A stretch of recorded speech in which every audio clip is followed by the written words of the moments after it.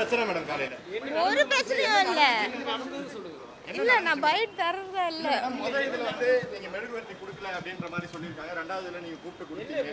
என்ன ஆச்சு? என்ன பிரச்சனை? என்ன புரோட்டோகால் மேடம்? இல்ல ஒரு இஷ்யூ இல்லங்க. அவங்க பேசிருக்காங்களே அதே போட்டுருவாங்க. இல்ல மேடம், முதல் டைம் நீங்க வந்து அவங்க மெழுகுவர்த்தி கேட்டாங்க, நீங்க கொடுக்கல. ஐஏஎஸ் ஆபீசர்ல கொடுத்தீங்க. ரெண்டாவது டைம் நீங்க கொடுத்தீங்க, அவங்க வாங்கல. என்ன பிரச்சனை மேடம்? இல்ல முதல் டைமும் வந்து கொடுத்தோம். அவங்க வந்து அதுக்குள்ள வெளியில போயிட்டாங்க. நீங்க மூணாவது ஆளா இருக்கக்கூடிய ஐஏஎஸ் ஆபீசர் தான் நீங்க கொடுத்தீங்க. என்ன நடந்துச்சு? இல்ல இல்ல உங்க சைடுல இருந்து ஒரு விளக்கம் நம்ம வேணும் இல்ல மேடம்?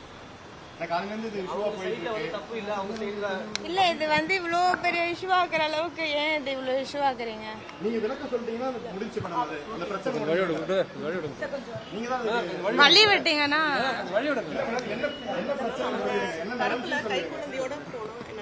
இல்ல ப்ரோ அசிங்கெல்லாம் யாரும் படுத்தலங்க. இப்போ புரோட்டோகால் படி ஒரு இன்னைக்கு ஸ்கூல் ஸ்டார்ட் ஆகுது. எல்லா பசங்களும் வந்து விடுமுறை முடிச்சுட்டு இன்னைக்கு ஸ்கூலுக்கு வந்திருக்காங்க. அதனால வந்து ஆஸ் அ எம்எல்ஏவா வந்து அந்த இடத்துல உங்களுக்கு கார்பரேஷன் சார்பா இன்வைட் கொடுத்துருந்தோம். 8:45க்கு வந்து ஈவெண்ட் சொல்லியிருந்தோம். 9 o'clock தான் அவங்க ஈவெண்ட்டுக்கே வந்தாங்க. ஸோ அவங்க சொல்றப்பல புறக்கணிக்கிறதா இருந்தா 8:30க்கு நாங்க எல்லாருமே அங்க போயிருந்தோமே.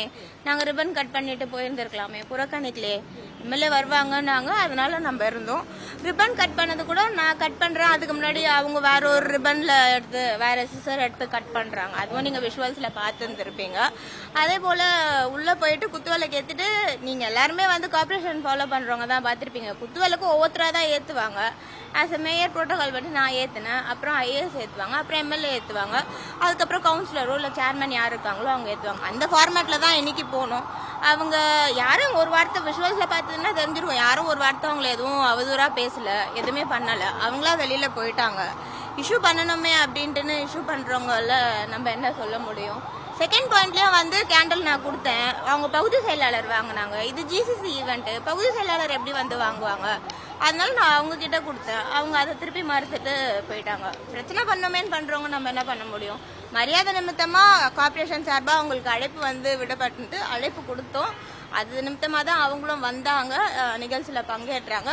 புரோட்டோகால் படி நாங்க என்ன மரியாதை தரணுமோ அதை நாங்க கொடுத்தோம். நாகரிகமா எல்லாருமே வந்து இதுல வந்து பயணிக்கணும். நம்ம பப்ளிக் சர்வீஸ் அப்படின்ற ஒரு மோட்டிவ்ல தானே எல்லாருமே போறோம். பத்திரிகையாளருக்கு அழைப்பு கொடுக்கல அப்படின்னு சொல்றாங்க மேடம். அது எப்படி மேடம் பாக்குறீங்க? பத்திரிகையாளருக்கு அழைப்பு வரும். இந்த நிகழ்ச்சி தொடர்பா பத்திரிகையாளர்களுக்கு அழைப்பு வரல. யாரு யாரு அழைப்பு தரல? பத்திரிகையாளர்களுக்கு அழைப்பு வரல. பிஆர்ஓ டீம் இருக்கு சொல்லிருக்காங்க மேடம். பிஆர்ஓ இருந்து அழைப்பு வரல அப்படின்றது பிஆர்ஓ கிட்ட கேளுங்க.